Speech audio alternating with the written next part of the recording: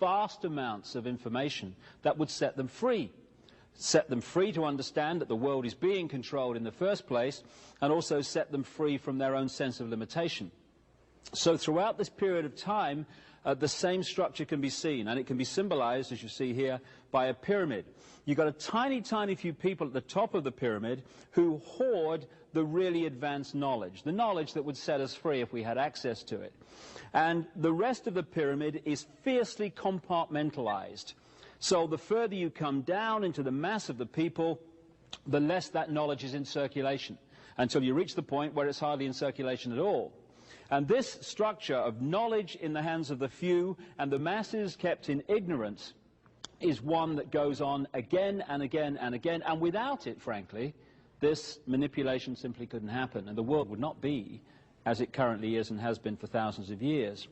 And the nature of some of this information, years ago, as we'll come to as we tell the chronological story in a second, maps of the world existed, which, for instance, the ancients knew that the American continent was there. The idea that Christopher Columbus was the first European to discover the American continent, I mean, it's just ludicrous. I've just seen a pig fly across here for a start. I mean, it's just crazy on basic evidence. And if you had maps of the world and the mass of the people didn't know they existed, that again gives you a significant knowledge which most people don't have. But now we're in what you might call the modern world. We're in a situation where fantastic technology exists outside the public arena, which we don't know about. And if we did, it would be a very different world. A little while ago, when I started to get a bit of a profile in this information, I was invited to a meeting with a guy in America who works for the CIA as a scientist, against his will. And he told me of the amazing technology that has not just been available more recently, it's been available for decades. Technology that would create abundant growth in deserts without water, end of famine in Ethiopia and other places in the world. That would give us all the power and warmth we need in our homes, in our businesses, in our factories, without using polluting fossil fuels and these other sources which are doing such damage to the planet. Technology which could cure cancer and so-called incurable diseases exists now. Why don't we have it? Because it would set us free, it would give us choice, and choice equals freedom. Lack of choice equals the opposite of freedom, the imprisoning eggshell that I'm talking about. So it's kept from us. And I asked this guy, just to give you an idea of what's going on the other side of the movie screen that's projected at us via the media and education and what we laughingly call that. I said to him the obvious question, if you don't like doing all this, why do you work for the CIA against your will? And he opened his shirt and he said, this is why. And it was a kind of a bizarre moment, because on one area of the room there was his children and his family, and yet I was looking at this father from this bizarre perspective of the world he lives in when he goes out the door in the morning. On his chest was a see-through sachet, or patch as they call them in the trade, and in it was this golden liquid which turns out to be a drug.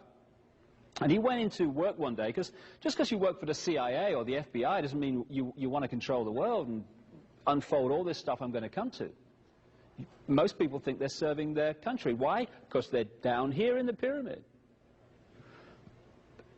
He went in to work one day, and he has missing time he still can't account for. He remembers just waking up, however, in this room, and when he woke up he realized this patch was there. And the reason it was there was this: his body had been manipulated to need that drug to survive.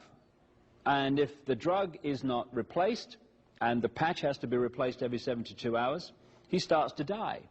And after one incident, when he said no more, they did that.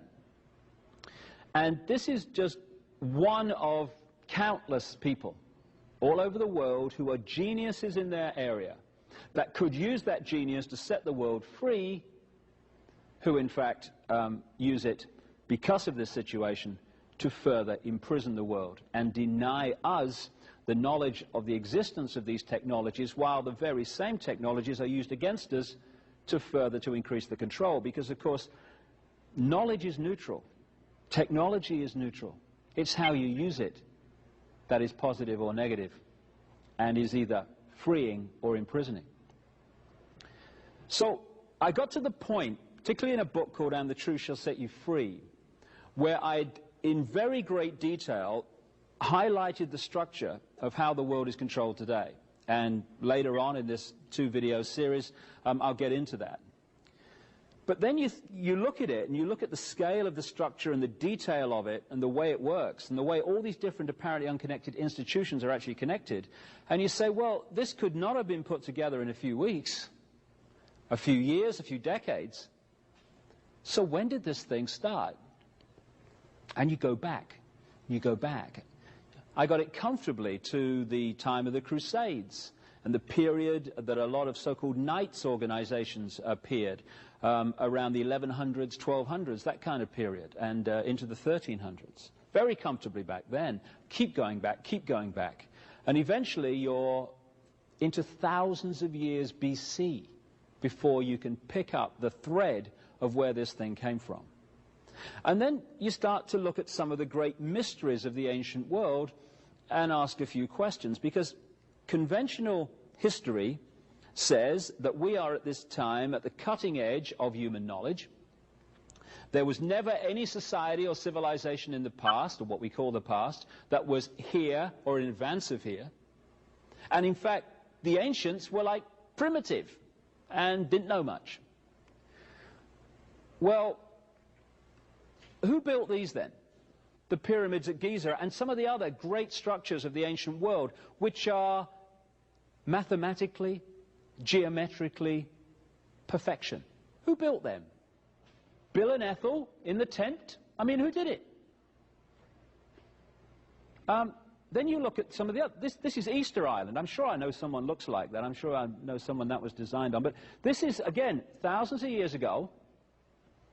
And them hats there are apparently 10 tons. Be interesting, wouldn't it? How did they get them up there? You know, you imagine it, can't you? Come on, Bill, bit more, left, right. Was done by high intelligence. No one knows where they came from. All the pyramids. Look at this. This is in Peru. Now, this has been done by an axe and chisel, isn't it? Look at the perfection of the way that stone is fitted into the rest. Can't hardly get a piece of paper between it. Thousands of years ago this was done by a primitive people. Oh, aye. Places full of pigs flying. Look at the size of this in Peru. You know, again, all right, Bill, bit heavier this time, to the left. Fantastic knowledge created these things in the ancient world. This stone there in the center is one of 3 weighing 800 tons, called the Trilithon, in a place called Baalbek, in what we now call the Lebanon. Thousands of years BC, that was built. And those 800-ton blocks had to be moved at least a third of a mile. Primitives did that. I read it somewhere. Must be true. He had letters after his name, the guy that said it. This is the Nazca lines in Peru again, on the Nazca Plains. There you have a situation where in the ancient world they scored away the top surface to reveal the white underneath. And amazing depictions of birds, insects and animals were created in this way. And some of them were only discovered in terms of what they were when we rediscovered, and I emphasize the rediscovered how to fly in this century. Because some of these things can only be seen from 1,000 feet, apparently. So there's a bird and his spider. Again, the Nazca lines. How did they do that, these primitive people all over the world? Because they were not primitive. In the sense that there was a group within ancient society that had amazingly advanced knowledge. And that's the knowledge that's been hoarded and passed over to the few into the modern world that is still used to control us and always has been used to control us. And it's amazing. You know, people talk about prophecy.